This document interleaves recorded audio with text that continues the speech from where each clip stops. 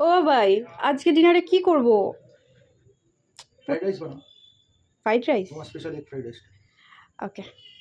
Egg fried rice বানানোর জন্য প্রথমে চালটাকে সিদ্ধ বসিয়ে এক এক করে সব সবজিগুলো কেটে নিয়েছি। তারপর ডিমটাকে ভালো করে ভুজিয়া বানিয়ে আলাদা করে তুলে রেখেছি। ভুজিয়া হয়ে যাওয়ার পর ওই পাত্রে আমি আরেকটু তেল দিয়ে এক এক করে সব সবজিগুলো ভেজে নিয়েছি।